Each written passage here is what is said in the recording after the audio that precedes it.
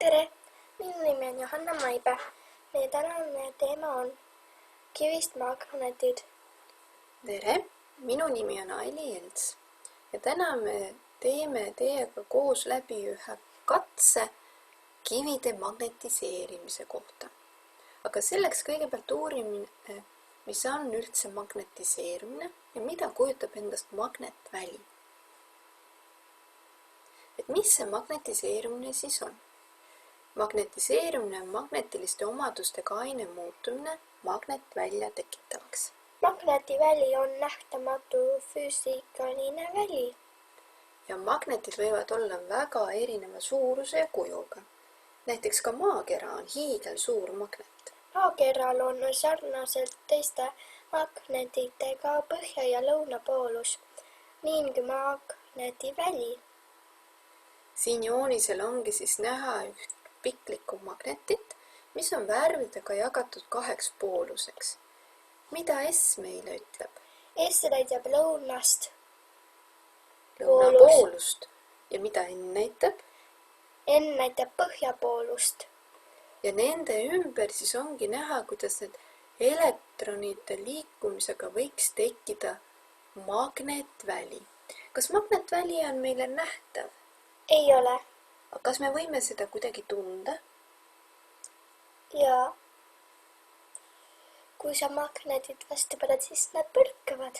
Et kui sa paned 2 magnetit teineteise lähedale, siis nad kas tõmbuvad või Või põrkuvad. põrkuvad. Ja siis magnetiseerimine ise põhinebki elementaarosakeste seesmisel võimel tekitada enda ümber magnetmomenti.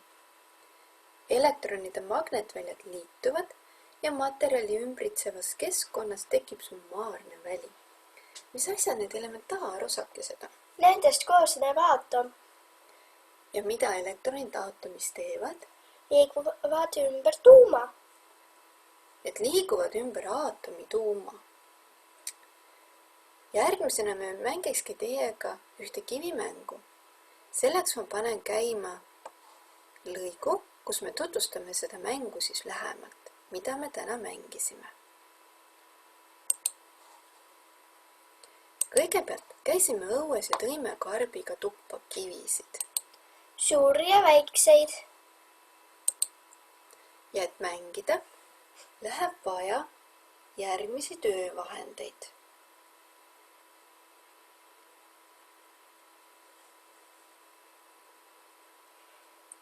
Meie karbis olid siis suuremad kivid, mis on umbes 4 sentimeetri suurused. Neid võtame 2 tükki.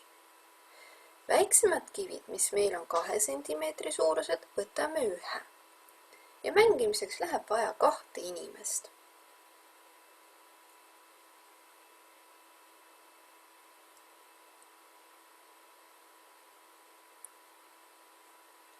Kõigepealt tuleb valida kividest 2 suuremat kivi, millel on siis kas selliseid siledamat külge või lapikumat poolt. Need lapikud pooled panned vastu, et kõik katab kinni, et seda ei ole näha, et ei ole kohta.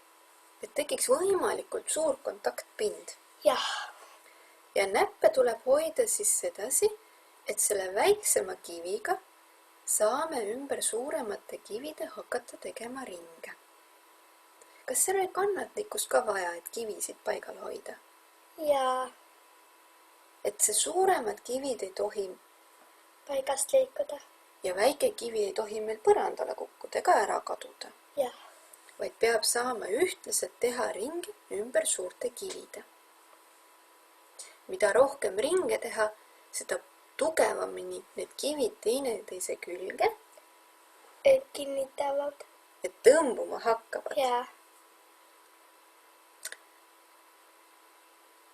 Kui ringid saavad tehtud, siis see, kes suuremaid kivisid koos hoiab, saab neid aeglaselt ja rahulikult hakata teineteisest eemale tõmbama.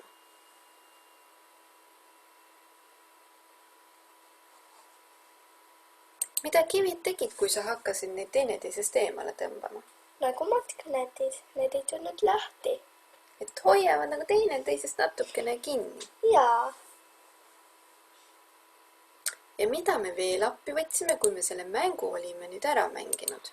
Me võtsime külmkapi magnetid appi ja proovisime kõiki kivisi, kas need kellegi sees on metalle. Et selleks, et kivid saaksid magnetiseeruda, need, mis me tuppa olime toonud, selleks peaksid nad sisaldama siis kas metalle või midagi, mis seda magnetit enda külge kinni saaks tõmmata. Jah. Ja meie katses olnud kivid, mis nad tegid? Need ei tõmbanud külmkapi magnetile külge. Ehk need kivid meil magnetile ei reageerinud. Jah. Järelikult nad olulises koguses magnetiseeruvaid osakesi ei sisalda ja nende vahele magnetväli ei moodustunud. Läbi viidud katses on tegemist magnetiseerumise illusiooniga. Mis asi see illusioon üldse on? Nagu must kunst. Et mõnus meelepete. Jah. Head katsetamist!